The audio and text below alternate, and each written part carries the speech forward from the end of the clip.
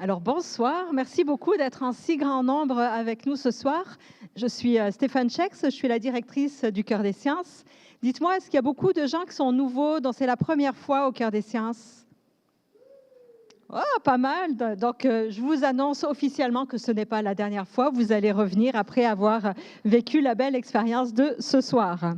Alors, ce soir, peut-on encore se parler? C'est une question que l'on se pose, que l'on entend souvent dans les médias et que vous allez probablement vous poser dans nos prochaines fêtes familiales de la fin du mois. Pour ma part, je propose aussi qu'on ait en tête ce soir la question suivante: sait-on encore s'écouter? Donc, les deux questions en parallèle. Donc, nous allons vous proposer un format un petit peu différent des autres soirées qu'on peut offrir au Cœur des Sciences. Vous allez avoir une première partie où un panel va aborder le thème sous différentes perspectives. Et par la suite, vous allez, si vous le souhaitez, être répartis en sous-groupes. Vous avez vu, quand vous êtes rentrés, il y a des cercles de chaises. Donc là, ce sera le moment de poursuivre la discussion. Nos panélistes vont aussi se promener dans les différents groupes. Donc, si vous avez des questions, si vous voulez continuer à échanger avec eux, il y aura à peu près une demi-heure d'échange sous ce format-là. Mais vous allez avoir un petit peu plus de détails dans quelques minutes. Ça, c'est les grands principes. Vous avez vu qu'il y a une caméra juste derrière vous, donc c'est seulement les panélistes qui vont être filmés. Vous ne l'êtes pas, vous n'êtes pas enregistrés. Et après le panel, les caméras seront coupées. Donc vraiment, c'est concentré sur le panel. Et l'enregistrement va être disponible à peu près dans une semaine et demie sur notre chaîne YouTube. Donc si vous voulez revivre la soirée, si vous voulez la partager avec votre entourage, n'hésitez pas. Pour la réalisation de cette soirée, je tiens à remercier le Fonds de recherche du Québec pour son précieux soutien, ainsi que évidemment l'Institut du Nouveau Monde avec qui nous avons collaboré à la fois pour déterminer le contenu et la forme de la soirée. Un merci également à la belle équipe du Cœur des Sciences: Perrine, Coralie, Meredith, Anaïs à l'accueil, Jean-François à la régie, Mika à la caméra, Pierre-Luc à la photo et Juliette, notre illustratrice, qui va faire un compte-rendu graphique de la soirée. Voilà, donc vous savez tout. Je vais maintenant m'installer avec vous et laisser la place à Jocelyn Guillermou, qui est co-directeur de l'État du Québec à l'Institut du Nouveau Monde et qui va animer la soirée. Bonsoir. Bonsoir à toutes et à tous. Merci beaucoup Stéphane, à toi et à toute ton équipe pour ce très bel accueil dans l'Agora du Cœur des Sciences de l'UQAM. C'est un honneur pour l'INM d'être ce soir dans ce lieu. Quoi de plus symbolique qu'un cœur des sciences pour reconnecter notre raison et nos passions. Sans parler de l'Agora dans laquelle nous sommes, cette place publique qui, dans la Grèce antique, a permis de réunir l'Assemblée citoyenne de 30 000 hommes qui ont géré les affaires communes de la cité de manière démocratique. Démos, Kratos, le pouvoir du peuple, il faut le dire aussi, à l'exclusion des femmes, des métèques et des esclaves, il faut le rappeler. Voilà ce qui nous relie ce soir, la démocratie. Ce soir, on vous propose donc une conférence participative. C'est un format un petit peu particulier, puisqu'il nous permet de nous informer pendant 1h30, puis de discuter en sous-groupe pour 30 minutes environ. On aime ça à l'INM. L'INM, ou l'Institut du Nouveau Monde, c'est une organisation indépendante qui, depuis plus de 20 ans, a pour mission d'accroître la participation des citoyennes et des citoyens à la vie démocratique.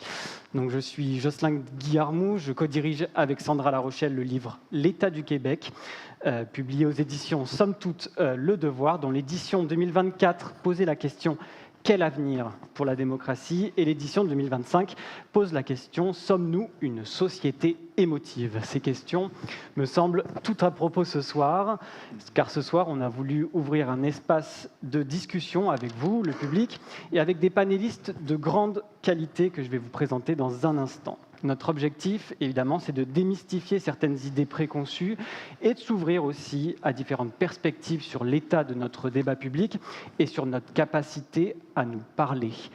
Peut-on encore se parler? C'est la question passionnante et un petit peu polémique, il faut l'avouer, que nous avons posée. Je comprends que cette question a piqué votre curiosité parce que la salle est pleine ce soir. On salue également les personnes qui nous écoutent en différé. Pour commencer la soirée, j'aurais aimé prendre un peu le pouls de la salle et du public et vous poser quelques questions. C'est très simple, vous êtes d'accord, vous levez la main, vous n'êtes pas d'accord, vous gardez la main bien baissée. Qui dans la salle s'est déjà dit « c'était mieux avant » ? Même juste une fois, même en secret. Ok, on a à peu près la moitié de la salle. Qui dans la salle serait capable de fréquenter amoureusement une personne qui n'a pas les mêmes idées ou les mêmes valeurs qu'elle? Quand même. Selon un sondage CROP pour l'État du Québec, c'est 21% des Québécois et des Québécoises qui répondent oui sans problème et 54% qui seraient ouverts à l'idée. Seulement 26% répondent en aucun cas. Moi, ça m'avait quand même un peu choqué. Qui dans la salle consulte les médias tous les jours? Waouh, on a une salle bien informée. Qui dans la salle a déjà participé à une consultation publique? Mon Dieu, c'est très bio ça. Ouais. Qui dans la salle pense qu'on peut encore se parler? Bon, évidemment, cocher oui, cocher non ne permet pas d'apporter des nuances. Alors c'est aussi pour ça que nous organisons cette soirée. Pour mener à bien cette discussion, l'INM vous demande de bien sûr respecter quelques consignes. C'est sa charte de participation. Elle est disponible en ligne sur le site de l'INM, inem.qc.ca.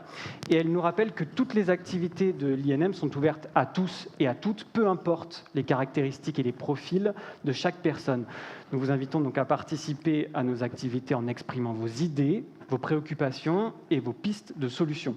Nous insistons également sur le fait que certaines règles simples favorisent un échange sain et constructif et permettent l'expression de diverses perspectives. Parmi ces règles, on peut retenir l'écoute, la participation, le respect, l'ouverture et la responsabilisation.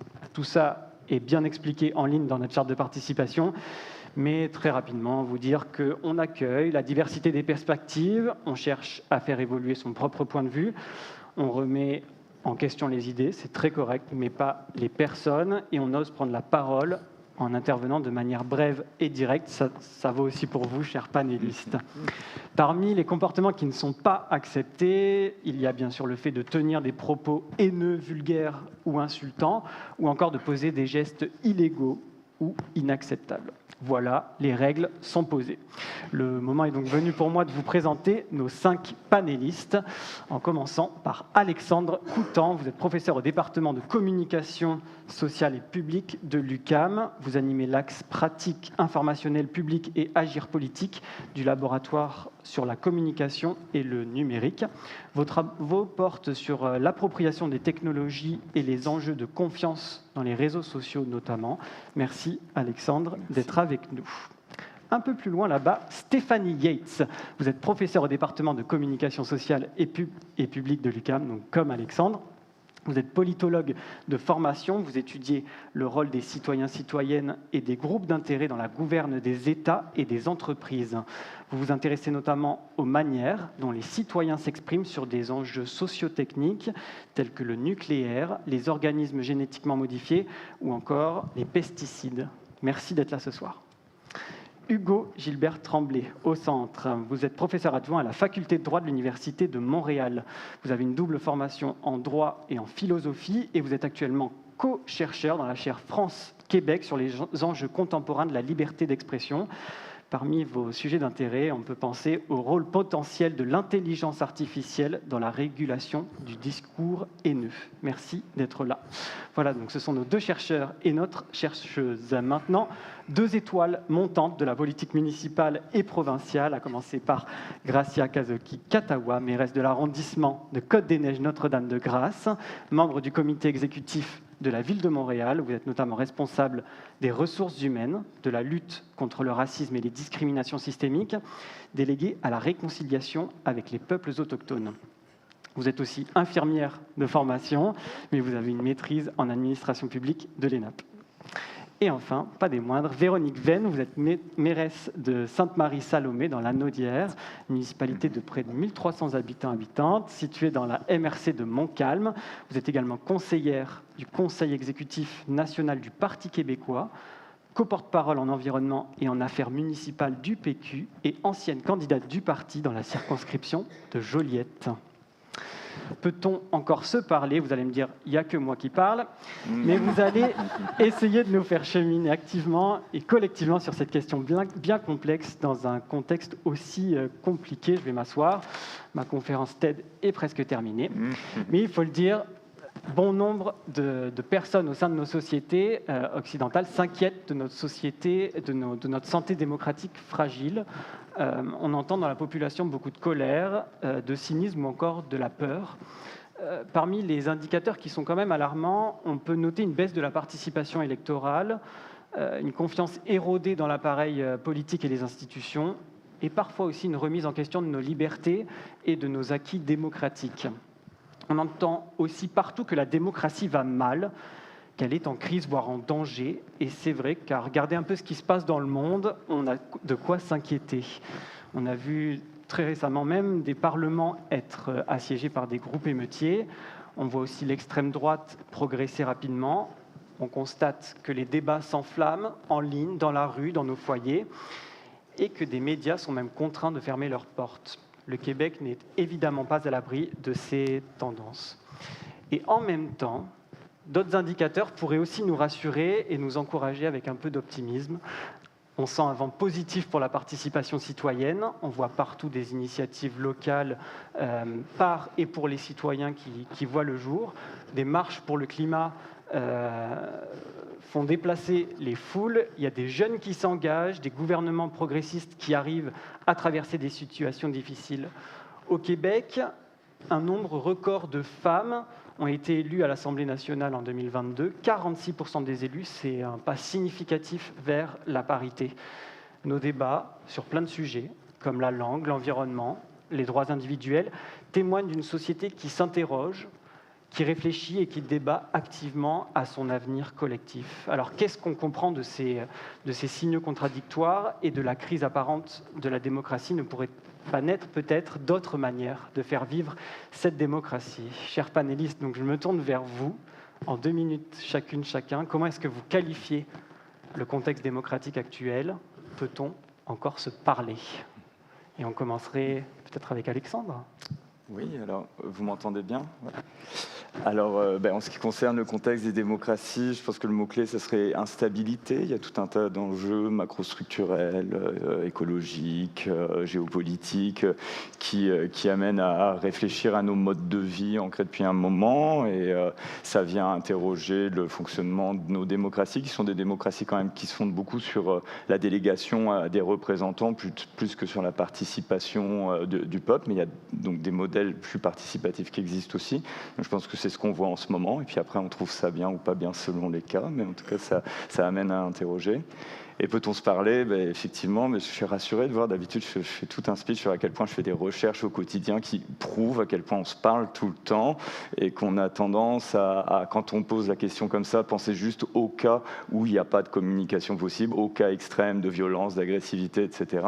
Et donc, si on la pose de manière aussi générale, la réponse elle est très franchement oui, on fait que ça pendant toute notre journée, dans quasiment tous les contextes. Ensuite, si on veut la recentrer sur uniquement des sujets qui sont plus conflictuels, plus problématiques, plus controversés, effectivement, il peut y avoir davantage de difficultés, mais malgré tout, dans les enquêtes au Québec, on voit qu'il y a quand même une assez bonne volonté pour essayer de se parler, ce qui ne veut pas dire qu'on réussit à chaque fois, mais il y a quand même de quoi garder espoir. Je dirais que globalement, on a tendance à souvent beaucoup insister sur les capacités personnelles d'écoute, etc. Alors que ce que montre la littérature, qui s'intéresse à comment les gens se parlent, insiste bien sur le fait qu'il y a aussi des éléments structurels comme le cadrage. Si vous êtes sur X, que vous avez 140 caractères et que tout le monde vous regarde, peut-être que vous allez être plus emporté et péremptoire que si vous êtes dans un contexte comme ici où on a 1 heure pour essayer de discuter du même cas, on est moins nombreux, chacun a le temps de s'exprimer, etc. Donc moi je ferai beaucoup attention au contexte qui favorise une communication de qualité. Et où là je serais peut-être un petit peu plus pessimiste. On a même 2 heures ce soir, donc on a du temps. Non, mais je parlais de moi, mon heure pour parler. Merci Alexandre. Gracia? C'est une grande question. Merci beaucoup pour l'invitation. Honnêtement, personnellement, j'ai beaucoup d'intérêt à écouter ce qui sera échangé ici. Puis c'est intéressant parce qu'avec ce que vous venez de dire, parce que moi j'allais dire oui, on peut encore se parler, mais j'ai l'impression qu'il faut s'assurer de se recentrer sur la capacité d'écoute aussi. Mais en effet, comme élu municipal, où nous, on a la responsabilité à Montréal d'avoir des conseils d'arrondissement chaque mois, ainsi que des conseils municipaux, où oui, les citoyens peuvent venir s'exprimer. mais dans un contexte très, très, très réglementé, c'est-à-dire 2 minutes la première question, l'élu répond, 1 minute la deuxième question. Et ça, je sens que ça crée énormément de frustration. Donc, je me questionnais beaucoup, justement. En fait, hier, j'ai eu mon conseil d'arrondissement jusqu'à minuit le soir et j'ai dû répondre à une question d'une citoyenne qui est très mobilisée sur une nouvelle configuration là, de rue, notamment piste cyclable, etc. Et je l'entendais, ce que j'entendais, je vais structurer ma pensée. Moi, je suis infirmière. Donc, au quotidien, ce qu'on fait comme infirmière, c'est que oui, on écoute ce que la personne nous dit par rapport à ce qu'elle a besoin, mais on regarde tout autour d'elle aussi. On regarde comment il nous arrive, son non-verbal, on regarde son réseau, etc. Donc, on a appris à écouter au-delà de ce que la personne nous dit. Et puis, on dirait que je me suis remise dans cette position-là hier quand j'entendais la dame avec qui on a beaucoup d'échanges difficiles depuis plusieurs mois. Puis, au final, je me suis dit, en fait, cette dame, elle a besoin d'être entendue. C'est tout. Et peut-être que les forums qu'on a jusqu'à maintenant ne lui permettent pas d'aller avec moi en profondeur sur certains sujets. Et peut-être qu'il y a comme une clé là. Est-ce que les gens ont le temps? Au municipal, on le voit, les gens ont envie d'être entendus, ont envie de participer. Est-ce qu'on a les bons systèmes, les bons forums pour leur permettre de s'exprimer? Oui et non, je dirais. C'est-à-dire peut-être qu'il va falloir aller plus loin là-dessus. Je passe à la prochaine personne, Oui, mais tout à on fait. reviendra assurément sur ce point. Oui. Gracia, merci. Hugo. Oui, bien, merci donc de me donner la parole. Je vais m'attarder peut-être à la question qui conclut votre présentation, à savoir, et qui donne aussi son titre à la rencontre de ce soir. Peut-on encore se parler? Donc, on m'a demandé d'intervenir à titre de juriste. Donc, j'ai d'emblée pris cette question-là comme soulevant la question, le problème de l'interdit. En peut-on, ça renvoie à l'idée de est-ce qu'on a le droit de se parler? Et la réponse du droit à cette question-là, évidemment, c'est oui, on a le droit de se parler, on a le droit de se parler énormément. Le périmètre juridique de la discussion publique est extrêmement généreux. Vous avez mentionné les propos haineux, la définition qui a été retenue par les tribunaux de ce que c'est un propos haineux est extrêmement restrictive, c'est-à-dire que la barre est haute pour pouvoir prononcer des propos qui seraient criminels. La Cour suprême va dire dans l'arrêt Keekstra, une décision des années 90, que ça prend vraiment un discours qui est virulent, qui suscite des émotions intenses et extrêmes et de détestation. Et la Cour va même dire qu'il faut que ce soit étranger à la raison. Donc, on parle vraiment de discours qui atteint des seuils d'intensité qui vont beaucoup plus loin que des propos qui seraient dérangeants, offensants, même répugnants, la Cour va dire. Donc, pour ce qui est du droit, les limites que le droit fixe à la possibilité de se parler sont très, très minces.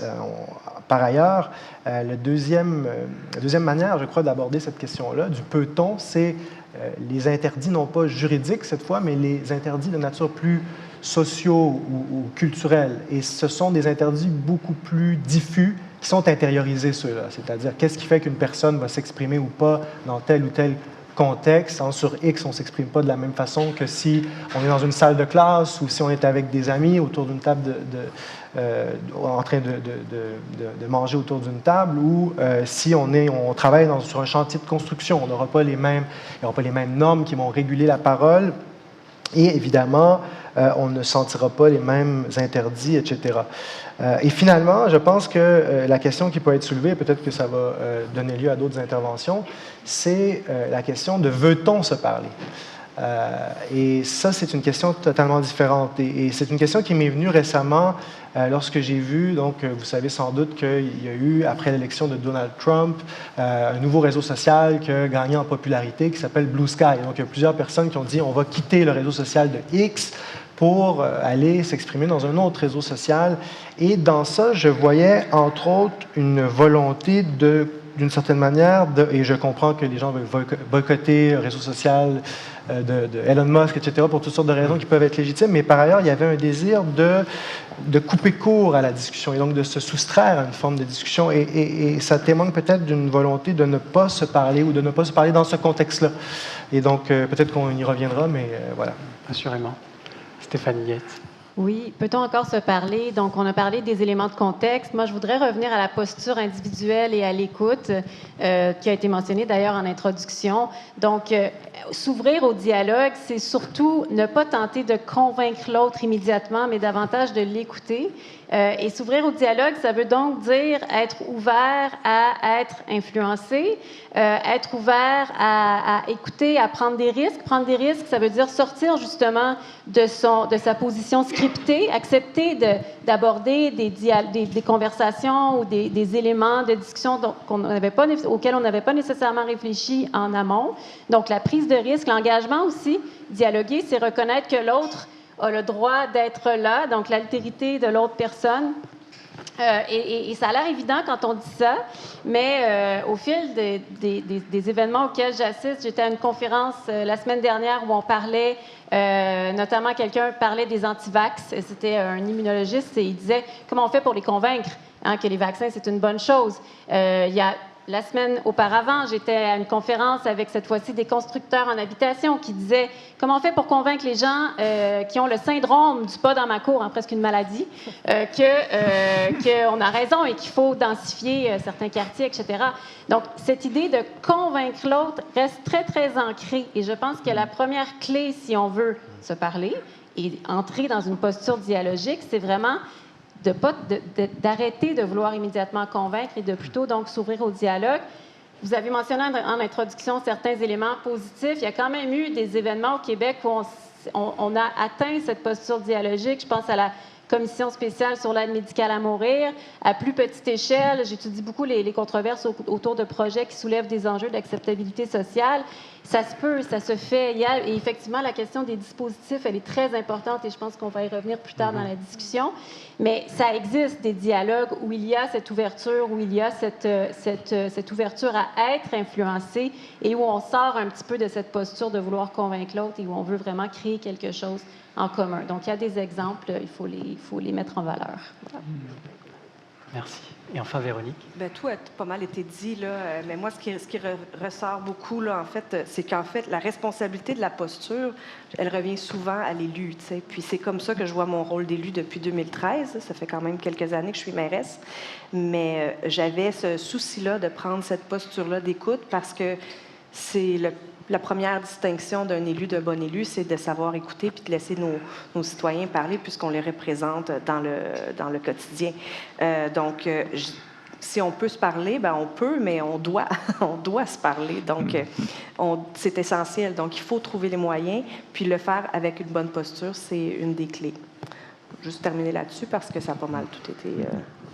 Donc j'entends qu'on a un panel quand même très positif ce soir. Je vais vous ramener un peu constructif à ce premier segment de discussion parce que je voulais parler de polarisation et notamment de polarisation affective, mais aussi de liberté d'expression et de recherche du consensus.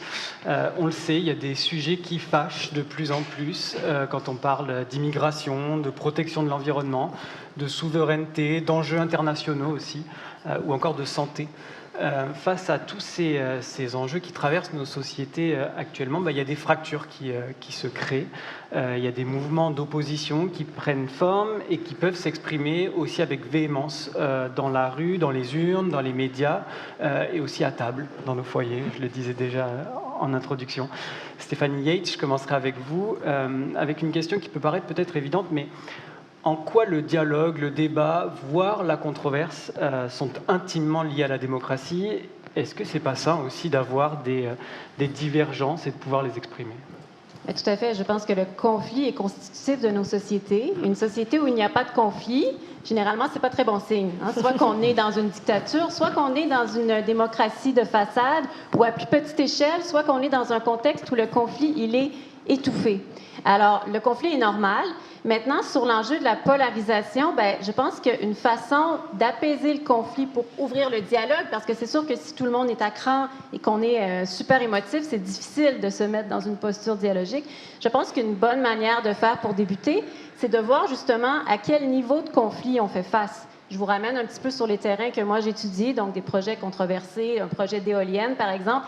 Quand on creuse un peu puis qu'on s'arrête à une analyse plus fine de la situation, on peut se rendre compte, par exemple, que le conflit, il porte davantage sur les nuisances du projet, hein, les bruits liés à la construction, les effets stroboscopiques, etc. Et ça peut peut-être conduire à des actions où on va dire, bon, on va compenser les populations. Peut-être que le conflit porte sur la nature du projet en lui-même. Il est trop gros, trop d'éoliennes, trop près des populations. Donc, ça appelle d'autres types d'actions. On va plus compenser, on va essayer de trouver des compromis pour que le projet soit acceptable. Le conflit, parfois, peut porter sur les processus participatifs. On parlait des dispositifs. Parfois, les populations trouvent que les projets, les discussions sont mal débutées, qu'il y a des tractations qui se font en coulisses, que tout ça n'est pas transparent. Donc, le conflit peut être sur la nature processuelle du projet.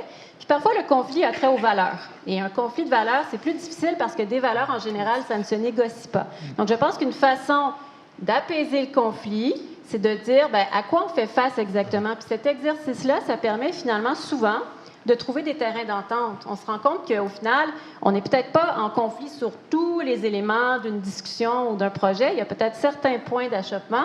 Et donc, de les reconnaître, bien, ça permet de construire et d'ouvrir le dialogue à partir de ces points de reconnaissance. Hugo, j'aurais une question pour vous. Vous l'avez déjà un peu abordé sur la question du droit qui permet beaucoup de choses quand même et de dire beaucoup de choses. Mais en quoi est-ce que la liberté est fondamentale, la liberté d'expression est fondamentale pour la démocratie et comment est-ce que la loi l'encadre?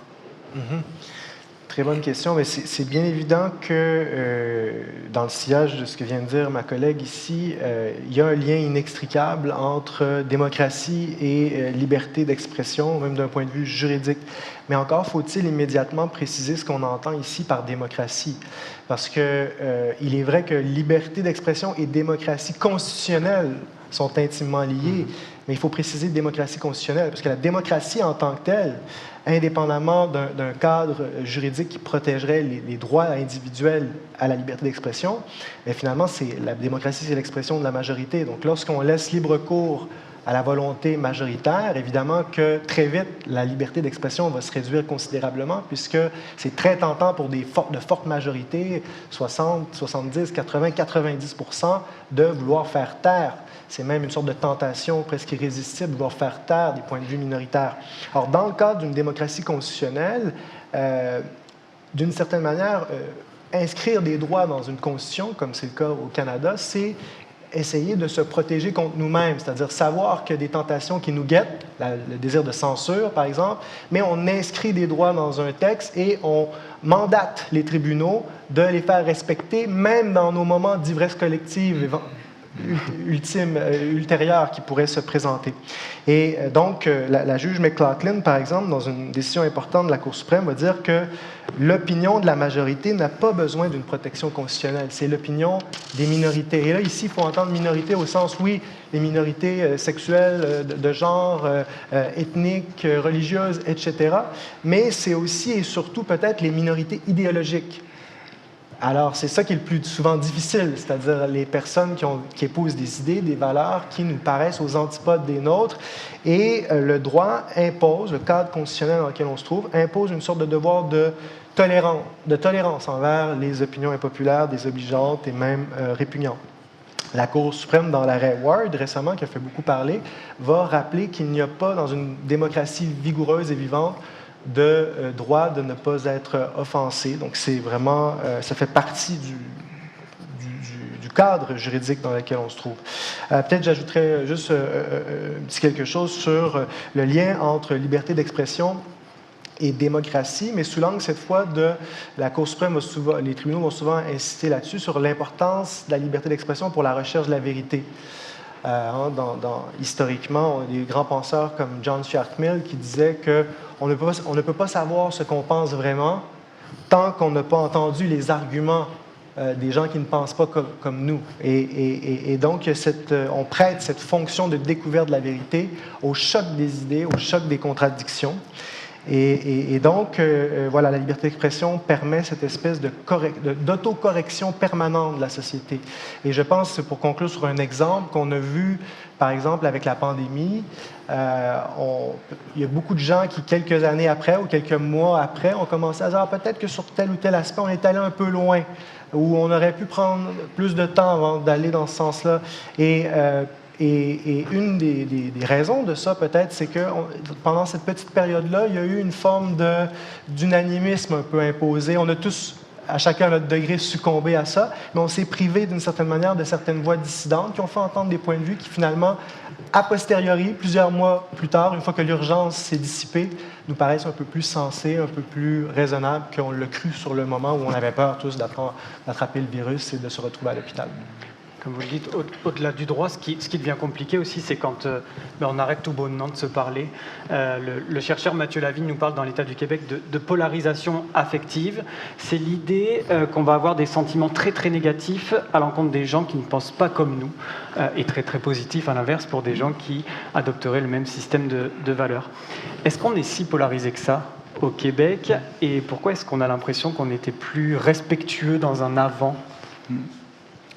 Alors, c'est ça. Alors peut-être là que je vais mettre ma casquette chercheur du numérique, là, mais je tiens à faire une petite précaution initiale. Le numérique, ça parcourt tous nos moments de vie, qu'ils soient en ligne ou hors ligne, donc c'est toujours des interconnexions. Mais un des facteurs rendus possibles par le numérique, c'est que ça permet plus d'expression, et donc on voit ce que les gens se disent. Et quand on observe ça, quand on regarde les conversations ordinaires des Québécois et Québécoises, on remarque que est-ce qu'il y a cette polarité affective ? Vous ne pensez pas pareil que moi, donc on va vite venir aux insultes, je ne peux pas vous écouter, etc. En fait, on l'observe vraiment pas beaucoup. Ça existe. Et puis il y a des lieux qui sont très, très, très polarisés, etc. Donc je ne veux surtout pas faire d'angélisme, mais il y a toujours une question de proportion à essayer de se demander. La plupart du temps, cette polarisation ne s'observe pas et elle est identifiable. Vous pouvez même tester, faites votre introspection. Est-ce que vraiment sur tous les sujets, vous n'avez qu'un point de vue ? Est-ce que vous n'êtes pas toujours à il y a ça où je suis pour, ça où je suis moins pour, ou ça où je vais être contre, etc. Et en fait, la plupart des échanges qu'on voit essaient de montrer ces arguments sur pourquoi on a un avis modéré sur un sujet, comment on peut essayer de prendre en compte les avis contradictoires qui sont donnés. C'est des espaces où on a le temps de parler, c'est des espaces où on peut commenter plusieurs fois, etc. Donc on voit assez régulièrement ça. Et ça pose la question de mais à quel moment on la mesure, cette polarisation ? On part tous du principe qu'on polarise, mais ah bon, où ? Et le seul coin dans la littérature où on voit qu'il y a de la polarisation, c'est plutôt sur les études, par exemple, des médias ou des stratégies politiques. En disant, oui, dans les médias, souvent, on n'a pas trop le temps de prendre les nuances, donc on va dire, est-ce que vous êtes pour ou est-ce que vous êtes contre ? Quand on fait un vox pop et que la personne dit, j'aurais un avis nuancé, ah désolé, on ne peut pas vous prendre dans ces cas-là. Et donc, il y a des effets, pareil, de la partisanerie dans les stratégies de recrutement des partis politiques, peut amener à dire, on va polariser nos rapports aux autres, mais en fait, ce sont dans des moments très particuliers, plutôt justement l'organisation stratégique, d'organisation qui vont orienter vers cette polarisation. Donc moi, encore une fois, je regarderai plutôt sur la manière dont tout ça s'est médiatisé, s'est rendu public, parce que derrière, quand on regarde comment les gens se parlent au quotidien, on constate qu'il y a beaucoup plus de nuances et de capacités d'être diversifiés. De la même manière qu'on peut être polarisé à un moment dans un débat qui nous touche beaucoup, et puis l'étape d'après, le contexte d'après, on va parler du même sujet, mais avec des conditions qui nous permettent d'être plus modérés, et où on va être capable d'activer ça aussi. Donc encore une fois, je ne psychologiserai pas trop ces questions de polarisation. C'est davantage médiatique que scientifique pour vous, en tout cas. C'est médiatique et contextuel, ouais. On pourra aussi en parler avec nos deux élus tout à l'heure, mais si vous voulez sauter dans la discussion, il n'y a aucun problème. On réserve quand même vos questions en troisième partie, comme ça c'est clair pour tout le monde. Peut-être Hugo, sur ce point, pourquoi est-ce qu'on a l'impression que c'était plus respectueux avant ? Alors, c'est une bonne question, mais peut-être je rebondirai juste avant sur ce qui vient d'être dit, pour les fins de prendre le contre-pied de mon collègue. Je sais pas. C'est très difficile d'évaluer si oui ou non il y a eu ce qu'on pourrait appeler un réchauffement global des passions politiques. Mais si on prend l'exemple des États-Unis, et peut-être que le Québec est un microclimat, mais si on prend l'exemple des États-Unis et qu'on compare historiquement les positions, par exemple, de partis comme les partis républicains et les partis démocrates, il semble quand même empiriquement y avoir eu une forme de déplacement. C'est-à-dire, les deux partis se sont éloignés d'un certain centre politique, et donc, en ce sens-là, au sens strict, il y a eu une forme de bipolarisation ou de polarisation du débat. Et pourquoi? Peut-être que ça rejoint ce qui a été dit précédemment, c'est-à-dire qu'il y a des questions qui sont liées aux valeurs qui ont pris plus de place dans le débat politique, débattre sur une question de l'ampleur du rôle de l'État dans l'économie ou débattre du troisième lien, par exemple, ça ne suscite pas les mêmes affects, les mêmes émotions que débattre de questions comme le racisme systémique, l'immigration, les droits des personnes transgenres. Toutes ces questions-là ont, dans les dernières années, les changements climatiques, c'est des questions existentielles, ça pose des questions identitaires qui sont fortes. Et il n'y a pas beaucoup d'espace pour le négociable. Il n'y a pas beaucoup d'espace pour le compromis sans avoir l'impression de se renier soi-même, je crois, sur ces questions-là. Et donc, en ce sens-là, il faudrait creuser la question, mais je pense qu'il y a quand même une forme de polarisation en ce sens-là. Des gens qui, sur des questions données, vont avoir de plus en plus de difficultés à s'écouter, à être charitables envers le point de vue de l'autre, parce qu'ils ont l'impression qu'ils s'engageraient à renoncer une partie d'eux-mêmes. Pour ce qui est du respect, est-ce que c'était plus respectueux avant? Il est bien évident que les réseaux sociaux ont permis de remonter à la surface un certain nombre d'opinions qui jusqu'alors étaient un peu refoulées ou triées par les institutions médiatiques qui les mettaient de côté, on ne les voyait pas trop. Avec les réseaux sociaux, on les voit remonter à la surface. Donc, je pense que ça peut être justifié de croire que certaines formes d'irrespect s'est manifestée dans l'espace public. Ceci dit, c'est difficile je pense qu'il y a un choc aussi des classes sociales à travers ça. C'est-à-dire que difficile de ne pas noter qu'il y a parmi ceux qui considèrent que les gens manquent de plus en plus de respect, il y a une surreprésentation des personnes qui occupent des positions souvent privilégiées, et je m'inclus là-dedans dans les élites économiques, politiques, culturelles, universitaires. Et parmi ceux qu'on accuse de manquer de respect, il y a aussi peut-être souvent une surreprésentation des personnes qui sont peut-être en déficit de reconnaissance, ont moins la possibilité de prendre la parole, sont engoncés dans un quotidien où ils ont moins de lumière, peut-être qui est plus propice au ressentiment, à l'insatisfaction. Donc, voilà. Ensuite, est-ce qu'il y a une corrélation ou un lien de causalité entre la croissance des inégalités et la croissance du manque de respect? C'est une question que je laisse ouverte. Stéphanie, vous avez déjà abordé l'idée de réfléchir à la nature même des conflits pour essayer de les dépasser et puis pour montrer que l'impression de polarisation n'est peut-être pas aussi forte. Il y a aussi d'autres avenues auxquelles on peut penser de manière très évidente et candide, peut-être. La recherche de consensus. Pourquoi est-ce que c'est si important pour nous, le consensus? Est-ce que, des fois, on n'est pas au bord de l'antidémocratique? La recherche de consensus, je ne sais pas si on peut l'élever au rang de valeur, mais c'est certainement un réflexe très fort en contexte québécois. On veut des consensus, on cherche des consensus.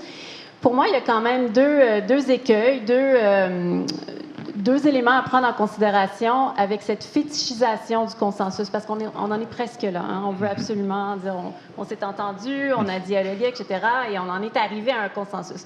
Or, en misant le tout pour le tout autour du consensus, ce que ça peut risquer de faire, c'est d'une part d'ostraciser les groupes ou les personnes ou les communautés pour lesquelles on doute qu'elles vont se rallier à un consensus éventuel. Et vous l'avez bien mentionné, lors de la pandémie, il y a des groupes auxquels on n'a pas parlé, qu'on n'a pas invités dans les différentes instances, avec qui on ne voulait pas nécessairement ouvrir le dialogue, sachant que ce serait difficile de rallier ces groupes à un certain consensus sociétal.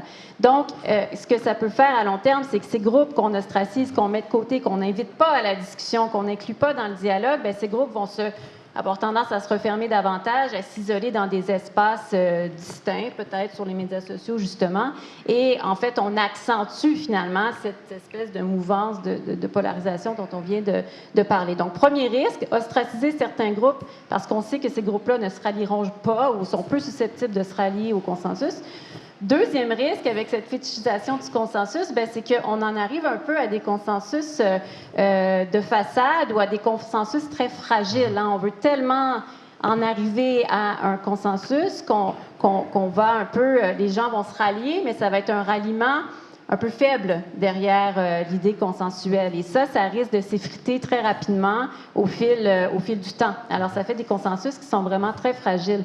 Alors, je pense encore une fois que l'idée, puis ça revient un peu à ce que je disais, d'essayer de décortiquer la nature du conflit auquel on fait face, c'est aussi d'être capable d'en arriver à dire, ben voilà, on n'a pas de consensus, mais on s'entend quand même sur ces éléments communs. On s'entend peut-être sur le diagnostic commun par rapport à un problème. Bon, je pense, comme je dis dans mes recherches, j'étudie davantage les projets autour de la transition climatique, par exemple. Déjà, d'avoir un diagnostic sur le problème, bien, c'est déjà une première étape. Après, il est possible qu'on n'ait pas de consensus sur les solutions, et ce n'est pas si grave, hein, dans la mesure où les personnes qui ne rejoignent pas ou n'adhèrent pas au consensus, si elles ont l'impression d'avoir quand même été entendues et que ce diagnostic commun a pu être établi, après, ça fait en sorte que même si la solution n'est pas consensuelle, elle va quand même pouvoir être acceptée par ces groupes qui ont quand même été écoutés et pris en considération dans l'élaboration de ce diagnostic commun. Donc oui, je pense qu'il faut se méfier effectivement de ce consensus qu'on veut parfois à tout prix. Ça nous fait réfléchir même à l'INM, hein. Donc c'est intéressant d'entendre ce genre de choses. Je pense que je dois intervenir ici parce que j'entends ce que vous dites, mais j'ai vraiment de la misère à le voir, en tout cas dans ma réalité, dans mon quotidien, où on peut s'entendre sur une problématique liée, je sais pas moi, aux inondations qu'on voit de plus en plus fréquemment en plein milieu, en plein cœur de la ville de Montréal, que ce soit de l'augmentation de la présence physique des voitures, que ce soit des changements de climat qui sont très, très, très, très clairs. Donc, on peut avoir ce consensus, on peut avoir des discussions sur les changements qu'on doit apporter, mais parfois, puis c'est mon expérience à moi personnellement, on pourra peut-être échanger là-dessus, c'est... Moi, je sens qu'il y a un besoin... pour être entendu, les gens ont besoin de voir que leur idée est appliquée. Ce n'est pas simplement l'idée du diagnostic. C'est dans la façon dont on implémente les changements. Je sens qu'il y a un besoin de... pour dire que tu m'as consulté, il faut que je vois que tu as changé ton projet selon ma perspective. Et c'est ce genre de discussion-là que... Puis, on rappellera que... moi, j'ai 185 000 personnes dans mon arrondissement. Donc, parfois, les gens me disent, oui, on a une pétition de 1000 personnes pour telle chose. Oui, puis c'est beaucoup d'efforts. Puis il y a clairement comme une perspective qui est amenée là. On est 185 000. Donc, on peut avoir des consensus sur le diagnostic, mais c'est encore difficile de... Je sens que c'est encore difficile de pouvoir offrir aux citoyens le sentiment d'être entendus dans les solutions qui sont mises en place. Donc, je vous le partage comme défi. J'entends un bout, mais il y a comme un bout que je n'arrive pas à voir sur le terrain dans mon expérience personnelle. Si je peux juste rebondir rapidement, oui. Un élément de solution qu'on ne voit pas toujours systématiquement, et peut-être que vous le faites à la Ville de Montréal, mais c'est la reddition de comptes des élus par rapport aux décisions qui sont prises. Donc oui, la participation à un diagnostic commun, ça se fait parfois bien. Ensuite, il y a des décisions qui sont prises qui ne satisfont pas l'ensemble des parties prenantes, mais je pense que c'est aussi aux décideurs, décideuses, aux autorités politiques, aux autorités parfois économiques, d'expliquer, donc de rendre des comptes quant aux décisions et aux raisons qui motivent ces décisions-là. Et ce bout-là du chemin, parfois, il est vraiment fait, il est soit pas fait ou fait de façon très cavalière, très condescendante, où justement on reconnaît peu finalement cet apport en disant, vous avez contribué à la discussion, on reconnaît votre apport, cela dit, on ne peut pas aller dans le sens de ce que vous recommandez ou ce que vous préconisez parce que X, Y, Z. Donc vraiment de justifier davantage les décisions, je pense que ça peut être une piste pour répondre un petit peu à la dynamique que vous évoquez. Alexandre Coutan, vous vouliez réagir ? Peut-être pour rajouter un point sur ce risque par le consensus, faut rajouter aussi le facteur de temps, parce que là où ça devient vraiment un cocktail délicat, c'est que si en plus on ne prend pas beaucoup de temps face à des enjeux qui sont graves, qui touchent le vécu des gens, etc., dire merci, nous vous avons écouté, et puis on continue, ça sera effectivement pas suffisant, et souvent le fait, parce qu'il y a vraiment de la littérature sur à quel moment les gens acceptent d'avoir été écoutés et que malgré tout leurs solutions ne soient pas prises en compte, et on voit bien que le temps de la délibération et de l'explication argumentée de pourquoi les solutions ne sont pas retenues, encore une fois, ça ne va pas créer des personnes qui sortent heureuses, mais elles vont accepter. Les décisions seront acceptées. Et puis, soyons un peu idéalistes, dans un cercle vertueux, elles vont mieux travailler leurs argumentaires en se disant au prochain conseil, on va arriver avec des meilleurs arguments qui arriveront à faire retourner les décisions. Ça, la temporalité, on voit que même dans des consultations publiques, même dans des choix de société qu'on doit faire, on demande toujours à ce que les décisions soient prises très vite. Ça ne laisse pas du tout le temps face à des enjeux qui sont gros, qui touchent à nos vies, qui vont toucher notre avenir, les futures générations, etc. On ne laisse pas du tout le temps de tout poser à plat, ce qui va créer derrière des sensations de ne pas avoir été écouté, des frustrations, et qui vont se traduire, là on va voir émerger de la polarisation.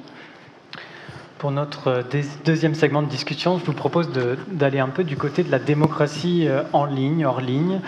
Évidemment, la société, la démocratie, c'est partout, tout le temps. Et on va voir que distinguer les deux, c'est peut-être superficiel. Mais quand même, on a peut-être l'impression que cette polarisation, cette fracture n'est pas étrangère à l'essor du numérique et des nouvelles pratiques sociales en ligne qui bouleversent nos façons de communiquer, d'interagir avec les autres, d'exprimer nos opinions. On entend beaucoup parler de désinformation, d'intimidation, de polémique sur les réseaux sociaux. Et c'est vrai qu'on peut y voir encore de manière très candide une menace à la démocratie. Mais n'est-ce pas aussi peut-être un moyen d'expression, d'organisation citoyenne, bref, de retour de la démocratie par d'autres moyens? Alexandre Coutan, je reviens vers vous parce que c'est votre sujet de prédilection. En quoi la désinformation et la violence en ligne sont-elles des menaces à la démocratie? Oui, alors, donc je disais tout à l'heure, Internet, c'est vrai, ça a rendu visible plein de choses qu'on ne voyait pas avant, et effectivement, ça a été une grande avancée démocratique, si on croit à une démocratie plus directe et délibérative, dans le sens où ça a donné la possibilité à beaucoup de personnes qui n'avaient jamais accès à l'espace public de s'exprimer. Un petit peu dans ce que tu expliquais tout à l'heure, Hugo, de dire qu'il y a beaucoup de personnes qui ne sont pas entendues, elles ont ces espaces en ligne pour aller essayer de se faire entendre, et parfois, en plus, il se trouve qu'on a des cas où, à force de se faire entendre en ligne, elles arrivent à se faire entendre dans l'espace public plus large. Maintenant, globalement, si on reprend, on fait un petit pas de recul historique sur Internet, il y a quand même une vingtaine d'années d'Internet grand public où ça a été considéré essentiellement comme un grand apport démocratique grâce à ça. Et puis il y a un retournement depuis quelques années qui est beaucoup dû quand même à des stratégies. Encore une fois, c'est pas nécessairement des gens qui sont agressifs, c'est des bots qui sont agressifs avec derrière des pays, des partis politiques, des entreprises, etc. Donc encore une fois, j'invite vraiment à regarder sur qui a vraiment les moyens de mettre en place des endroits délétères, et peut-être que se focaliser sur Kevin dans son sous-sol va pas avoir beaucoup d'efficacité par rapport à la Internet Agency de la Russie. Donc et ensuite je vais pas vous assommer sous les chiffres et les différentes études, mais savoir est-ce que la désinformation, il y en a tant que ça en ligne? C'est vraiment compliqué. Là, on pourrait faire tout un cours de méthodologie scientifique. Comment on mesure ça? Est-ce que c'est plus fréquent que les chatons mignons, par exemple? Et je vous le dis, ça, c'est sûr et certain que c'est beaucoup moins fréquent. Est-ce que c'est efficace? Est-ce que quand les gens tombent dessus, ils y croient? Est-ce que quand ils y croient et qu'ils en discutent, ils continuent d'y croire, bien qu'il y ait d'autres personnes qui leur disent « mais non, mais ils sont complètement faux », etc. Donc là, on n'a vraiment pas beaucoup de certitude et on le présente beaucoup dans le dialogue public rapidement comme « de toute façon, tout le monde se fait en voir en ligne, il n'y a que du fond en ligne, etc. » Les recherches sérieuses sur le sujet ne sont pas du tout aussi affirmatives et tout ça, ça montre qu'en fait, encore une fois, il y a certainement beaucoup plus on devrait accorder beaucoup plus d'attention à ces espaces pour se dire sous quelles conditions on arrive à faire qui représente tout cet idéal dont on parlait initialement de lieu où tout le monde peut s'exprimer, lieu où on respecte des règles d'interaction, où on se respecte les uns les autres même si on est en désaccord, etc. Et puis après, si ça vous intéresse, on pourra revenir, mais il y a énormément de cas en ligne où c'est comme ça, c'est même une très très grande majorité, encore une fois, bien que on est toujours choqué, moi c'est mes enquêtes, quand je tombe sur un cas où il y a beaucoup d'agressivité, ça m'occupe toute la journée, et puis je vais me dire mais comment les gens peuvent être aussi mauvais, bas, mesquins, etc. Mais encore une fois, c'est ça qui est important, de faire des recherches sérieuses sur ce sujet. Après on regarde, oui j'ai vu un cas sur 550 cas analysés dans la journée. Est-ce que un cas d'agressivité sur 550, on est dans une société qui est agressive ou est-ce qu'on est dans une société qui va plutôt bien? Encore une fois, je n'ai pas de réponse définitive là-dessus, mais attention aux proportions quand on parle de ça. Je lisais récemment dans un article dans Le Devoir un entretien avec la chercheuse Marie-Ève Carignan de la chaire UNESCO en prévention de la radicalisation et de l'extrémisme violent, qui disait que les jeunes avaient une sorte d'ultra-tolérance sur les opinions. Dans le fond, toute option, toute opinion est valable, qu'elle soit bonne ou mauvaise, appuyée par des faits ou non, au nom de la liberté d'expression. Vous en pensez quoi, Hugo Gilbert Tremblay? Il y aurait une grande ouverture des jeunes à l'expression de toute opinion. Qu'il soit fondé ou pas. Qu'il soit fondé ou pas. Je ne sais pas si c'est... J'ai pas vu de données là-dessus, mais il y a peut-être En fait, mon intuition irait dans l'autre sens. C'est-à-dire qu'il y a peut-être... au contraire, une sorte de frayeur, une frayeur ou une crainte plus grande, peut-être dans la plus jeune génération, d'être confronté à des sujets délicats qui sont susceptibles de créer des malaises, etc. Mais après ça, c'est très difficile de mesurer ça aussi. Par rapport à la désinformation, si je peux me permettre de revenir sur cette question-là, c'est une question vraiment intéressante parce que le discours sur la désinformation qu'on entend beaucoup, moi j'ai quand même quelques réserves par rapport à ce discours-là parce que la remise en question, en fait, je dirais que le discours sur la désinformation sous-entend une certaine remise en question implicite des fondements du régime démocratique parce que la critique, ou plutôt le lien entre désinformation et démocratie, même s'il n'était pas appelé comme ça, il est vieux comme la démocratie elle-même. Il suffit d'avoir lu un peu Platon, par exemple, il y a 2400 ans, pour voir à quel point, pour Platon, le régime démocratique était un régime qui était intrinsèquement lié à l'ignorance. C'est-à-dire, c'est l'expression du peuple, donc c'est l'expression nécessairement de l'irrationalité en politique. C'est la vulnérabilité aux sophistes, aux beaux parleurs, à ceux qui vont venir flatter les instincts. Et finalement, la quête du vrai, du bien et du juste était complètement considérée comme incompatible avec la démocratie. Donc, mais la proposition alternative de Platon, c'était, pour synthétiser les choses, les rois philosophes. Donc, une sorte de dictature éclairée, aristocratique, avec des gens qui avaient reçu la formation nécessaire pour s'appuyer sur le savoir. Et donc dans le discours actuel sur la désinformation, il y a peut-être une part de ce regard hautain qu'on peut avoir tendance à porter sur le peuple et qui peut-être ne s'exprime pas avec le niveau de raffinement qu'on attendrait, etc.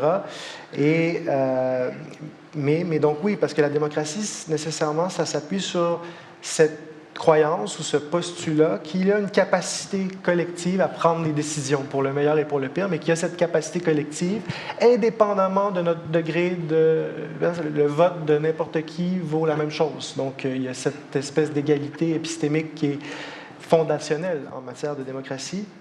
Et voilà, donc, et juste un dernier petit point pour renchérir sur ce que disait mon collègue à propos de la désinformation. C'est vrai que c'est aussi extrêmement difficile méthodologiquement de mesurer ça. Hein. C'est comme tu le soulignais, il y a une focalisation sur la recherche à propos de la désinformation sur les réseaux sociaux. Et bien évidemment qu'on peut mesurer une hausse de la désinformation sur les réseaux sociaux puisque ce sont aussi des phénomènes émergents qui ont augmenté en termes de prégnance dans la société. Mais je serais bien curieux de connaître des études sur le degré de désinformation qui prévalait avant dans les églises ou autour des soupers de famille ou dans les discussions privées ou peu importe où. Et donc, voilà, donc je m'arrête, mais... On a évoqué l'essor pour la participation citoyenne. Stéphane Nietsch, je voulais revenir avec vous là-dessus. Face à cette fatigue démocratique, est-ce que ce qui se passe en ligne et aussi hors ligne offre un nouveau souffle à cette participation citoyenne? Peut-être pour le bénéfice de tout le monde, la participation citoyenne, c'est l'exercice et l'expression de la citoyenneté à travers la pratique de la participation publique, donc à travers vous allez pouvoir nous l'expliquer, de la participation sociale et de la participation électorale. très, très facilement, c'est voter, la participation électorale, c'est être membre d'un groupe communautaire ou encore participer à un dispositif formel de consultation. Est-ce qu'il y a ce vent-là pour... Oui, bien, ce dont on parle depuis le début de ce deuxième thème, je pense que ça fait davantage écho à ce que vous appelez effectivement la participation sociale. Je pense que l'INM a fait cette distinction-là qui m'apparaît utile pour justement distinguer, bon, la participation électorale d'une part, ça c'est assez clair. Ensuite, la participation sociale, ce serait cette participation qui part du bas vers le haut et c'est beaucoup ça qu'on voit en ligne. Et la participation publique, bien, c'est une participation, au contraire, qui est orchestrée par certaines autorités pour faire remonter. Donc, c'est davantage institutionnalisé que la participation sociale. Ce qu'on remarque, donc j'aimerais revenir quand même sur un élément qu'a mentionné Alexandre, c'est que les personnes qui, et ça fait aussi écho à ce qu'Hugo disait sur cette vision un peu hautaine de la participation du simple citoyen. En fait, ce que les recherches montrent quand même, c'est que quand on parle de participation sociale, donc celle qui part du bas vers le haut, la personne qui participe, il y a une certaine capacitation qui se développe avec la participation et ce qu'on a appelé de façon un peu péjorative, et c'est pour ça que ça me faisait penser à ce que tu mentionnais, le slacktivisme. Hein, vous avez peut-être déjà entendu le terme. Hein, donc, on fait de l'activisme paresseux ou slack en bon français. Mais en fait, les recherches montrent que ce genre... serait par exemple une pétition en ligne, ce serait voilà, quoi, je clique et puis j'ai l'impression d'avoir participé. Et ça, c'est parfois vu de façon un peu condescendante ou hautaine. Or, ce que montrent les recherches, c'est que ce genre de participation sociale peut finalement finir par développer une certaine capacitation chez l'individu qui va ensuite être encouragé et davantage motivé à aller participer dans d'autres formes de fora où là, on est peut-être dans une participation davantage institutionnalisée, par exemple. Donc, sur la participation publique, donc institutionnalisée, qui part plutôt du haut des institutions, des autorités, pour aller chercher le pouls citoyen, ce qu'on remarque, c'est que ce genre de participation-là qui se fait en ligne sur les plateformes numériques, elle se fait généralement très mal. Et peut-être que vous avez participé ou que vous avez souvenir de cette participation en ligne, cette consultation en ligne lancée par le gouvernement du Québec l'été dernier sur la transition énergétique. On lance ça pendant 1 mois au mois d'août et on demande aux citoyens qui peuvent par ailleurs participer 10 fois, s'ils le veulent, on leur demande leur opinion. Alors, généralement, la participation publique, institutionnalisée, en ligne, elle est très mal faite. Je n'ai pas vu jusqu'ici d'exemple qui m'a vraiment impressionné sur ce plan.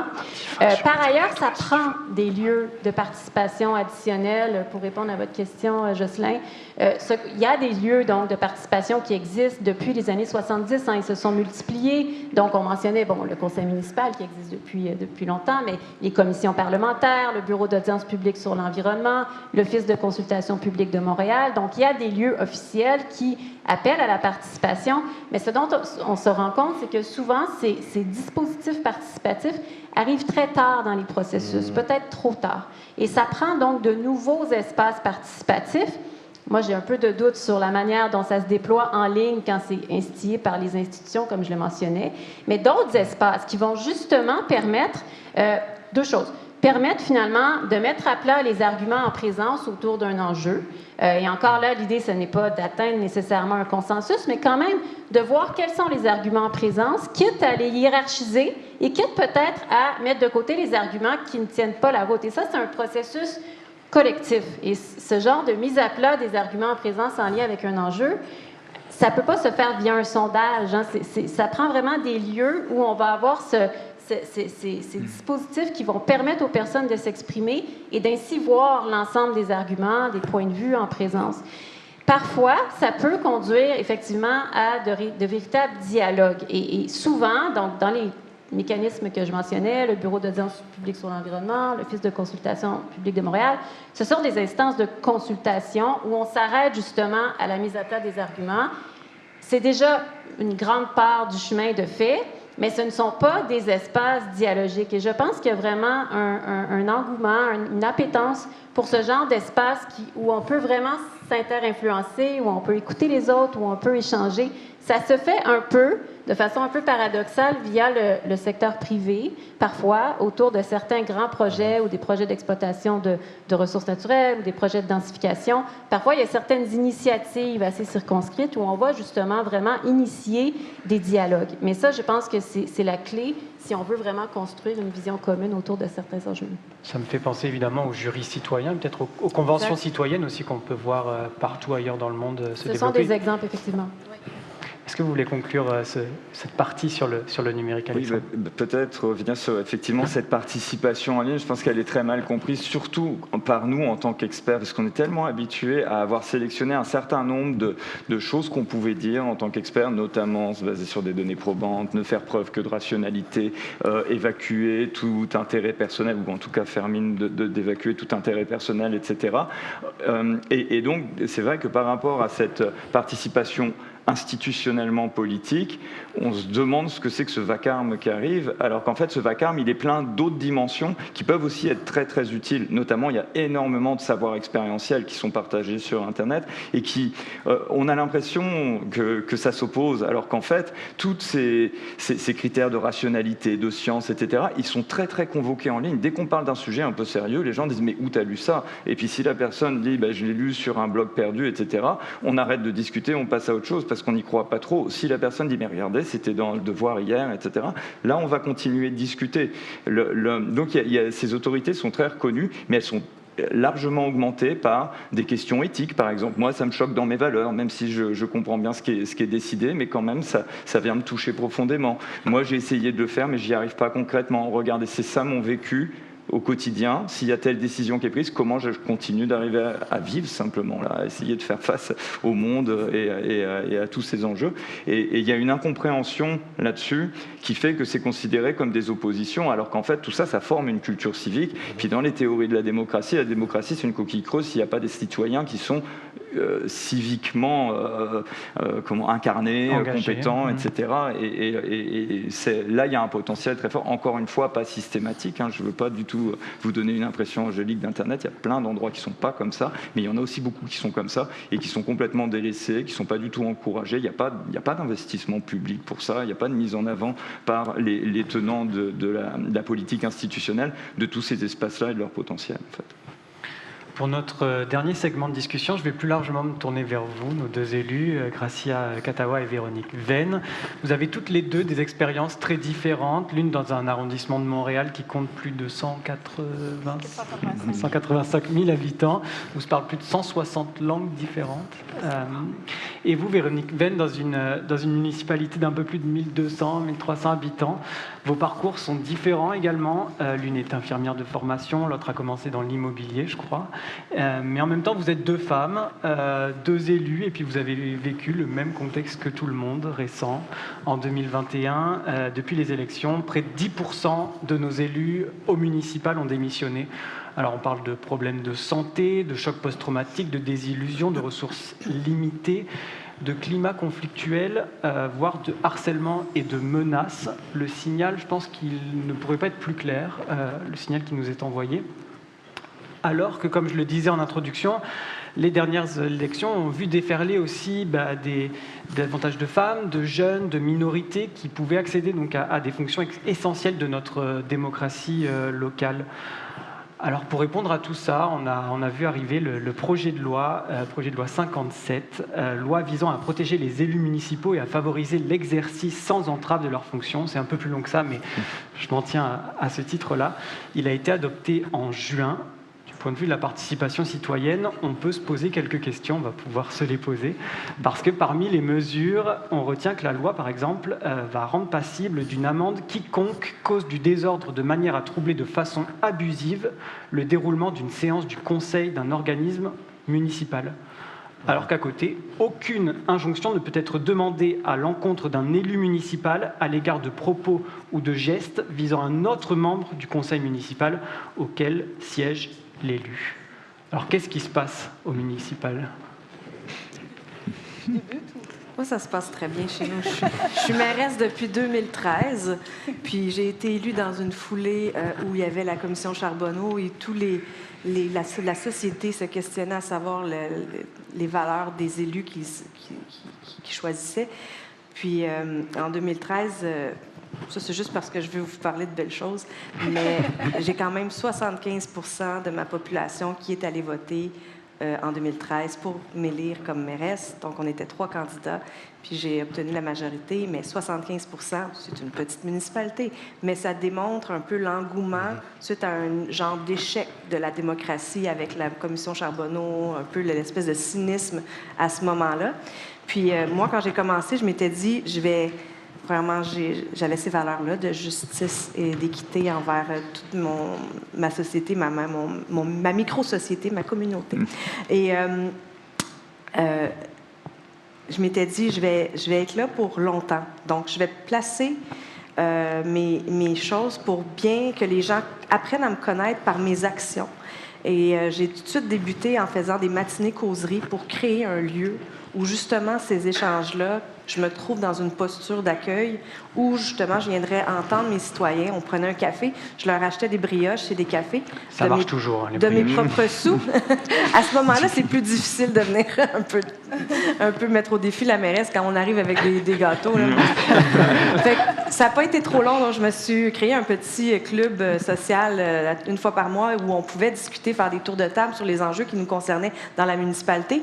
Puis ça a créé justement tout de suite le lien où moi, je me suis mis dans une posture où j'étais là pour... J'étais comme eux, premièrement, j'étais comme les citoyens, mais j'étais là pour les représenter dans leurs enjeux puis trouver des solutions. Conseil municipal, cerveau collectif, je dis toujours, cerveau collectif. Je recherche de consensus parce qu'au municipal, on essaie de trouver des solutions. On est là, le temps, c'est de l'argent, donc on n'est pas là pour parler puis trouver des idées. On n'est pas pour se chicaner toujours, donc on doit trouver des consensus. J'y tiens beaucoup.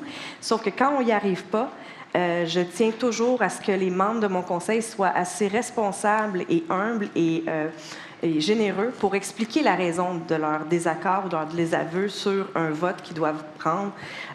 Puis ça, j'y tiens, puis c'est une espèce de méthode qu'on s'est donnée, là. Puis ça se fonctionne très, très bien comme ça. Mais encore là, je vous parle d'une municipalité en micro-société. Ça fonctionne très bien, mais depuis quelque temps, justement, 2021, je vois des situations où il y a les spots. Nous autres, c'est les spots Sainte-Marie-Salomé, spot Notre-Dame-de-Grâce. Je ne sais pas si vous avez ça ici. Spot... OK, c'est en région, c'est la mode dans la région. Non, c'est une espèce de groupe Facebook où les gens, de façon anonyme, posent des questions en lien avec la municipalité, mais c'est souvent des critiques.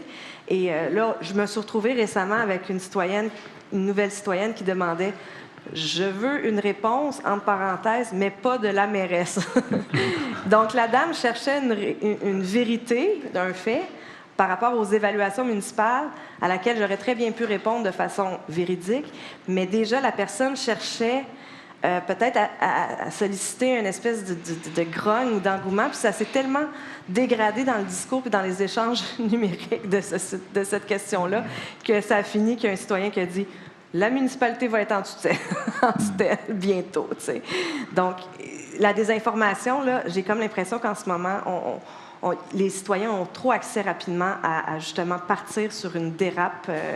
Donc, à ce moment-là, il faut revenir, puis que je me remette dans une position. Puis pour venir à la question par rapport à la loi 57, moi, personnellement, en région, je suis un peu contre ce processus-là parce qu'on est tenu avec des codes d'éthique qui, justement, régularisent un peu nos attitudes envers nos collègues élus et qui nous demandent une loyauté envers le conseil municipal et envers nos citoyens.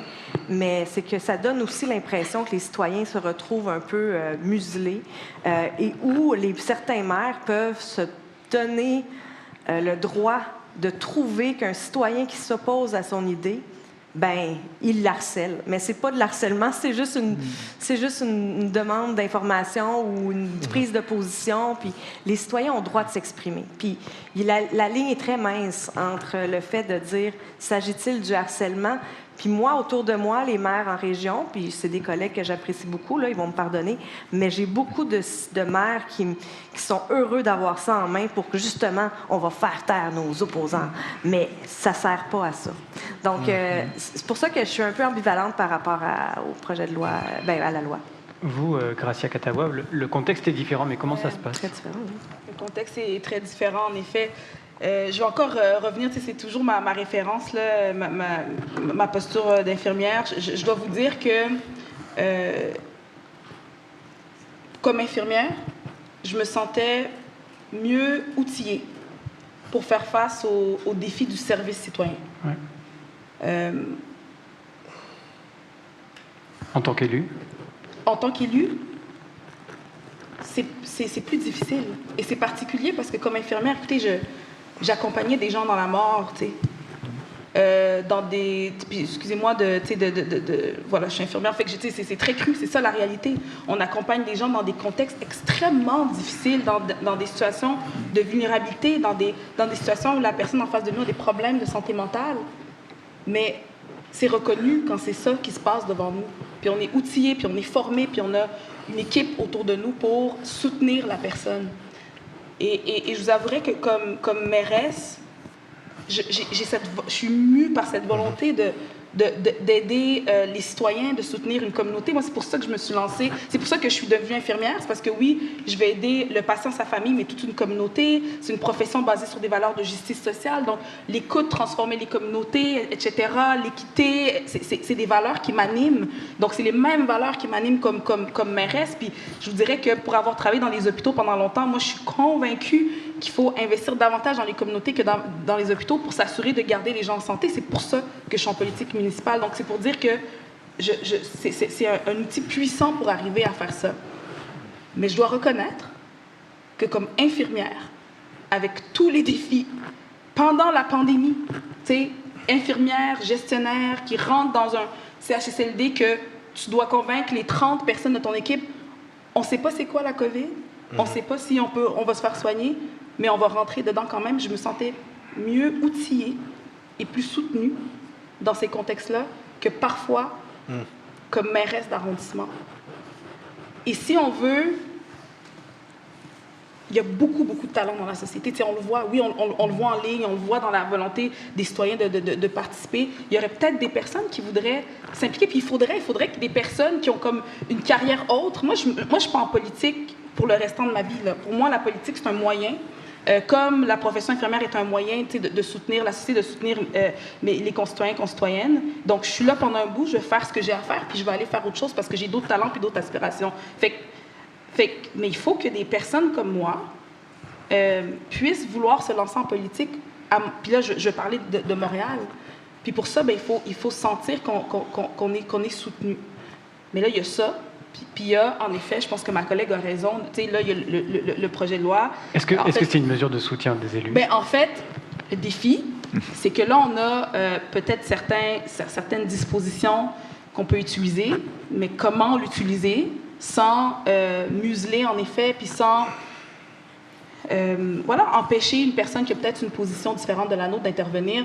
En effet, je pense que là, que la loi a été adoptée, il faut qu'on soutienne les élus dans l'utilisation de ces dispositions-là. Mais je pense que c'est absolument nécessaire, c'est-à-dire, ça m'est arrivé, puis c'est peut-être arrivé à d'autres personnes, de me faire suivre dans la rue, puis de me faire crier après au point d'appeler la police pour que la personne arrête pour une poubelle qui n'a pas été ramassée. Tu sais, comme infirmière, je me dis, tu sais, la réaction par rapport à la problématique est comme complètement disproportionnée, là. Donc, puis que j'ai appelé la police parce que je me promène dans la rue, parce que je suis en train de faire du porte-à-porte sur un autre projet qui n'a pas rapport, mais que, tu sais, on a besoin d'outils, là. Puis comme je dis, il y a plein de personnes ici, peut-être, ou qui nous écoutent, qui ont envie de se lancer en politique, mais si c'est comme pour avoir la peur au ventre, quand parfois tu te promènes dans la rue, c'est bon, tu sais, c'est passé, puis je suis passée à autre chose, puis j'ai pris certaines dispositions pour m'aider dans ce contexte-là, mais c'était difficile à trouver, tu sais. Donc, il y a comme on est dans un moment qui est intéressant parce que je pense qu'on voit avec ce qui s'est passé dans les dernières années avec la démission de certains collègues qu'il y a quelque chose qu'il faut faire.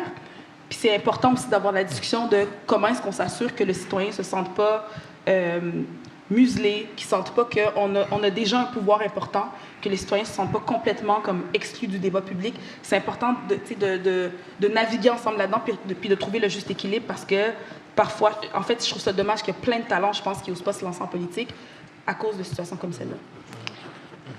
Est-ce que tu me laisses? Bien sûr. parce qu'en fait, ce qu'on vit en tant qu'élu, c'est souvent des traumas. C'est des traumas qu'on vit. Puis j'ai déjà ressenti un syndrome post-traumatique là, avec des messages que je recevais sur Messenger, que littéralement, je shakeais parce que ça m'avait mis dans une émotion intense parce que la personne m'attaquait personnellement sur des enjeux. Puis là, je me disais, ben voyons, on est dans un... C'est mon voisin, tu sais. Je veux dire, on est des humains, on paie les taxes. Mais, tu sais, mais j'ai réussi peut-être, parce qu'encore, je suis dans mon petit micro-société, puis je fais des petits tests. Puis je suis allée vers l'éducation de mes enfants. On a une petite école primaire, on a 100 élèves dans l'école primaire. On a décidé de faire un mini-conseil, puis à chaque année, le conseil municipal offre 2 000 $ pour faire une activité dans l'école à la fin de l'année, mais ils doivent se voter des représentants de classe. Donc, on fait un exercice démocratique, donc je vais les voir et on s'explique, à savoir, on rentre dans la classe, on dit qu'est-ce que c'est une mairesse, qu'est-ce que c'est un maire, qu'est-ce que c'est un conseiller municipal, à quoi ça sert le conseil municipal, quelles sont les bonnes qualités d'un élu. Et là, ben, les enfants, naturellement, de façon instinctive, disent ça représente les amis, ça partage les idées, ça écoute. Donc, naturellement, ils savent c'est quoi, tu sais. Puis on fait cet exercice-là en séance publique, donc les parents viennent entendre. Et mine de rien, c'est les parents qui nous injurent souvent sur les réseaux sociaux. Mais là, quand ils se retrouvent devant leur fille, qui est la mini-mairesse, puis qui se retrouve à elle décider du consensus, puis de faire voter ses collègues, bien, le papa, il va retourner chez lui en se disant « Ouais, tu sais, qu'est-ce que je donne à mes... Tu sais, qu'est-ce que j'explique à mes enfants? Qu'est-ce que j'ai... » Donc, j'utilise beaucoup l'éducation, puis je me sers beaucoup du fait de dire qu'un maire, ce n'est qu'un représentant de notre communauté, puis ça sert à porter les idées. Donc, j'utilise beaucoup l'éducation. Je m'en sers beaucoup. Je ne sais pas dans quel... J'encourage beaucoup mes collègues maires, justement, à aller faire des tours dans les écoles, parce que je pense que c'est là où on les sensibilise le plus. Moi, ça a marché. J'ai une élève de 13 ans à ce moment-là, puis elle est devenue conseillère municipale. Elle a 22 ans. Ouais. J'ai réussi à la convaincre. Oui, je peux peut-être donner mon modeste point de vue de juriste sur le projet de loi que j'ai examiné un petit peu avant notre rencontre ce soir. Effectivement, la première chose à dire, c'est qu'à chaque fois que le législateur intervient sur un sujet qui concerne la liberté d'expression, il y a, indépendamment du contenu du projet de loi, c'est-à-dire du sens des mots utilisés, etc., et de la portée des concepts utilisés et des interdictions qui sont mises en place, indépendamment de tout ça, il y a toujours un risque, ce qu'on appelle en anglais de chilling effect, d'effet paralysant ou inhibiteur sur le discours de la participation citoyenne. Puisqu'on parle ici de participation citoyenne... L'autocensure. Oui, d'autocensure. Des gens qui auraient des propos légitimes à tenir, qui, parce qu'ils entendent parler vaguement de ce projet de loi-là, vont peut-être croire qu'ils ne peuvent plus dire certaines choses alors qu'ils l'auraient dit autrement. Donc, il y a toujours ce risque-là qu'il faut considérer. Après ça, le juriste s'intéresse à la clarté des lois, parce que le sens des mots est extrêmement important parce que c'est ce qui va déterminer la marge du pouvoir discrétionnaire des personnes qui sont chargées d'appliquer la loi. Par exemple, le juge. Plus le sens des mots est vague, est large, est évanescent, plus le juge va être en mesure de projeter dans ces mots-là sa propre subjectivité, ses propres valeurs, sa propre conception de ce qui est un propos acceptable, un propos inacceptable. Bon, j'ai regardé un peu le projet de loi et donc il y a effectivement un passage qui porte sur les propos ou gestes qui entravent de façon abusive l'exercice des fonctions d'un élu. C'est vrai qu'à première vue, ça paraît un peu large, un peu vague. Qu'est-ce que c'est de façon abusive? Ce n'est pas des notions qui sont définies de façon très nette, mais néanmoins, ça, c'est seulement pour les ordonnances de cessation de communication avec un élu, par exemple, ou pour qu'un juge ordonne à une personne d'arrêter de diffuser certaines choses dans l'espace public, certains propos dans l'espace public. Or, la loi est très précise à l'effet que le juge, c'est un juge de la Cour supérieure qui doit ordonner ces choses-là, il doit tenir compte du fait que ne constitue pas une entrave au sens de l'article le fait d'exprimer par tout moyen son opinion dans le respect des valeurs démocratiques du Québec. Donc ça, c'est déjà une limitation, c'est-à-dire ce qu'on considère comme abusif ne sera pas interprété comme allant à l'encontre de ce qu'on a déjà considéré comme faisant partie de la liberté d'expression, par exemple. Donc ça, c'est rassurant. Mais je conclurai simplement pour dire qu'il y a quand même des infractions qui ont été créées qui, elles, reprennent des concepts qu'on connaît en droit, harcèlement, intimidation, menace, évidemment des notions qui ont fait l'objet d'une définition, mais qui, là, sont comme un peu remis entre les mains d'élus parfois, et je fais confiance au mairesse Ben, et j'ai oublié Katawa, pardonnez-moi. Donc, je leur fais certainement confiance pour interpréter, pour peut-être lancer des poursuites, mais peut-être que je ne fais pas confiance à tous les élus du Québec. Mais c'est très difficile, je ne suis pas certaine. Il faudrait connaître s'il y a beaucoup de poursuites qui se sont faites, mais c'est difficile à appliquer. C'est ça. Je vois pas comment ça pourrait se faire. Et ça peut être facilement contesté dès lors qu'il y a un abus. Après ça, on peut en faire un litige constitutionnel ou sur la base de la charte, et puis ça va pouvoir tomber. Donc voilà, mais peut-être que finalement, ça s'attaque aux symptômes. Est-ce que ça solutionne vraiment les problèmes de fond? Et peut-être ça va contribuer à la polarisation aussi, en donnant l'impression à certains citoyens qu'on confisque un peu la discussion démocratique, qu'on soustrait à la discussion, qu'on judiciarise les problèmes. Et ça peut-être, c'est pas pour le mieux. Mais voilà. Il nous reste 1 minute d'échange, donc allez-y pour un dernier mot et pareil pour Alexandre. Je pense qu'il y a des éléments que je veux soulever ici qui n'ont peut-être pas nécessairement été abordés. En tout cas, donc, la recherche du conseil, oui, notre rôle comme élu, c'est comme représenter les citoyens puis les écouter. Mais j'ai l'impression qu'une bonne partie de mon rôle, c'est de décider aussi. Oui. C'est qu'à un moment donné, tu dois trancher tu dois être en mesure d'écouter, d'écouter la science, les enjeux, d'écouter le vécu, les experts, des citoyens qui vivent la ville au quotidien. Mais à un moment donné, on t'a élu pour trancher. On t'a élu pour prendre des décisions. Le facteur temps est important, puis pas juste le facteur temps parce que nous, on est élus aux 4 ans, mais le facteur temps de l'accélération des enjeux puis des défis. Aujourd'hui, on voit avec la crise de l'itinérance, je veux dire, si ça doit prendre 5 ans avant qu'un groupe de citoyens puisse accepter d'avoir une maison de transition à côté de chez eux, ben je fais quoi avec la crise pendant ce temps-là? Ouais. C'est ça notre réalité. Là. Donc, c'est intéressant, le consensus, puis le fait, oui, on représente les citoyens, mais moi, j'en représente 185 000. Donc, honnêtement, et plusieurs d'entre eux s'attendent à ce qu'on prenne des décisions, qu'on avance sur des dossiers. Maintenant, il faut trouver l'équilibre avec le besoin, justement, des personnes d'être entendues puis de participer. Ça, c'est un élément. L'autre élément que je voulais apporter dans les discussions, c'est lorsqu'on parle de participation citoyenne, participation sociale, il faut être conscient qu'il y a des gens qui ne participent pas, mais qui sont mes citoyens. Moi, je suis Côte-des-Neiges, Notre-Dame-de-Grâce, là. On reçoit des demandeurs d'asile qui n'ont pas leur papier, je suis leur mairesse quand même. Ils ne sont pas dans nos espaces de discussion, ils ne vont pas débuter des pétitions, créer des groupes de discussion pour ils ne peuvent pas voter non plus. Hein? Ben, ils ne peuvent pas voter non plus, mais au-delà de ça, c'est pas eux qui vont venir au conseil d'arrondissement puis dire « j'ai des coquerelles chez nous puis je vis là-dedans depuis 5 ans ». Ils ne vont pas me le dire, puis moi, je me suis donné comme mission d'entendre les sans-voix aussi, surtout dans les arrondissements comme les nôtres. Puis ça, c'est important parce qu'on ne les voit pas sur les médias sociaux. Ils ont 3 jobs, leurs enfants, ils ont peut-être 6 enfants. Ils n'ont pas le temps d'aller sur les médias sociaux et d'insulter tout le monde. Ils ont beaucoup d'autres enjeux, défis. Donc ça, c'est une grosse partie de mon rôle, de comment je fais pour entendre les gens que je ne vois pas et de répondre aussi à leurs besoins parce que je suis aussi leur mairesse.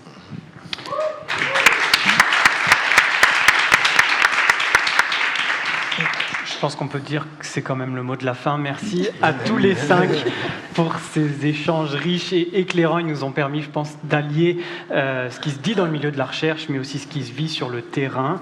J'espère que dans la salle, ça a soulevé des questionnements, des commentaires que vous allez pouvoir partager en sous-groupe.